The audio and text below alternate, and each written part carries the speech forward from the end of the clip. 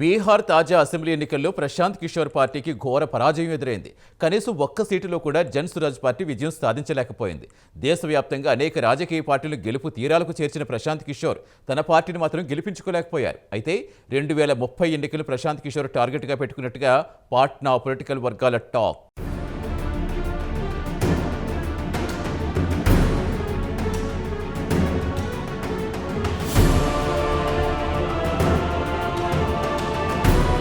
ప్రశాంత్ కిషోర్ పరిచయం అక్కర్లేని పేరు. దశాబ్ద కాలం పాటు తెర వెనుక ఉండి రాజకీయ పార్టీలకు దిశానిర్దేశం చేసిన ఎన్నికల వ్యూహకర్త ఆయన. ప్రశాంత్ కిషోర్ స్వంత రాష్ట్రం బీహార్. దీంతో బీహార్ అసెంబ్లీ ఎన్నికలకు దాదాపు 2.5 ఏళ్ల ముందు ఆయన రాజకీయ నాయకుడి అవతారం ఎత్తారు. జన్ సురాజ్ పేరుతో సొంతంగా ఓ పార్టీని ఏర్పాటు చేసుకున్నారు. 2025 అసెంబ్లీ ఎన్నికలే తన టార్గెట్ అంటూ పార్టీ పెట్టిన రోజే ఆయన తన ఎజెండా స్పష్టం చేశారు.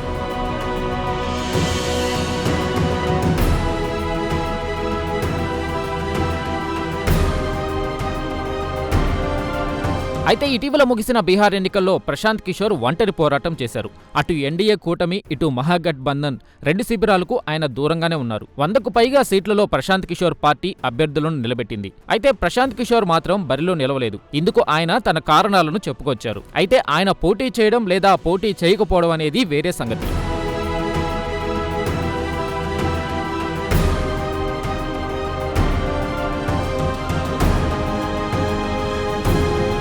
అయితే బీహార్ అసెంబ్లీ ఎన్నికల్లో జన్ సురాజ్ పార్టీ ఘోరంగా విఫలమైంది. కనీసం ఒక్క సీటును కూడా జన్ సురాజ్ గెలుచుకోలేకపోయింది. ఇది అందరినీ నివ్వెరపరిచింది. ఎందుకంటే అటు కాశ్మీర్ నుంచి ఇటు కన్యాకుమారి వరకు అనేక రాజకీయ పార్టీలను గెలుపు తీరాలకు చేర్చిన ఘనత ప్రశాంత్ కిషోర్ది. అటువంటి ప్రశాంత్ కిషోర్ తన పార్టీకి ఒక్క సీటు కూడా తెచ్చుకోలేకపోవడం అందరినీ ఆశ్చర్యపరిచింది.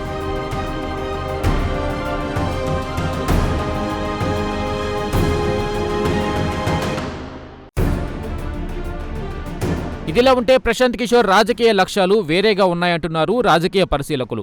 2030 అసెంబ్లీ ఎన్నికలను ప్రశాంత్ కిషోర్ టార్గెట్ గా చేసుకున్నారన్నది రాజకీయ పరిశీలకుల అభిప్రాయం. ఇందుకు తగిన కారణాలు కూడా లేకపోలేదు. జేడీయూ అధినేత ముఖ్యమంత్రి నితీష్ కుమార్ కు ఇప్పటికే వయసు మీద పడింది. వచ్చే అసెంబ్లీ ఎన్నికల నాటికి నితీష్ కుమార్ క్రియాశీలకంగా ఉండకపోవచ్చు. అయితే రాష్ట్రీయ జనతాదళ్ అగ్రనేత తేజస్వి యాదవ్ మరింత జోష్తో 2030 ఎన్నికల బరిలో దిగవచ్చు. దీంతో ఈ 5 ఏళ్లు చక్కగా గ్రౌండ్ వర్క్ చేసుకుని ప్రజల మధ్య పరపతి పెంచుకోవాలన్నది ప్రశాంత్ కిషోర్ వ్యూహం అంటున్నారు రాజకీయ పరిశీలకులు. ఈ నేపథ్యంలో 2030 ఎన్నికల్లో సత్తా చాటాలన్నది ప్రశాంత్ కిషోర్ ఆంతర్యం అంటున్నారు వీరు.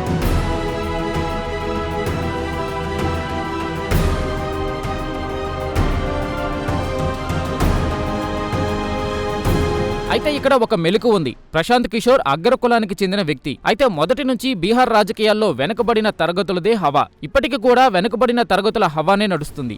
బీజేపీ, కాంగ్రెస్ వంటి జాతీయ పార్టీలను పక్కన పెడితే ప్రధాన పార్టీలైన జేడీయూ అలాగే ఆర్జేడీలకు నాయకత్వం వహిస్తుంది వెనుకబడిన తరగతులకు చెందిన నాయకులు. జేడీయూకు సారథ్యం వహిస్తున్న నితీష్ కుమార్ వెనుకబడిన తరగతులకు చెందిన నాయకుడేనన్న సంగతి తెలిసిందే. అలాగే మరో బలమైన ప్రాంతీయ పార్టీ అయిన రాష్ట్రీయ జనతాదళ్ కూడా బీసీ సామాజిక వర్గం నాయకత్వంలోనే ఉంది. ఇటువంటి పరిస్థితుల్లో అగ్రకులానికి చెందిన ప్రశాంత్ కిషోర్ బీహార్ రాజకీయాల్లో ఏ మేరకు సక్సెస్ అవుతారన్నది ఒక ప్రశ్న.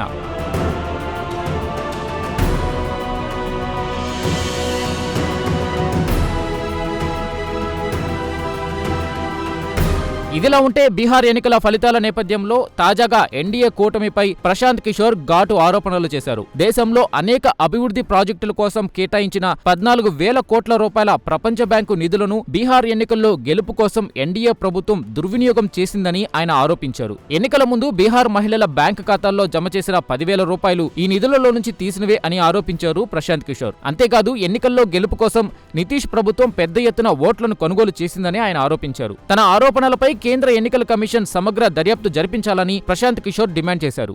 ఏమైనా ప్రశాంత్ కిషోర్ దీర్ఘకాల లక్ష్యాలతో బీహార్ రాజకీయాలలోకి ఎంట్రీ ఇచ్చినట్టు తెలుస్తుంది.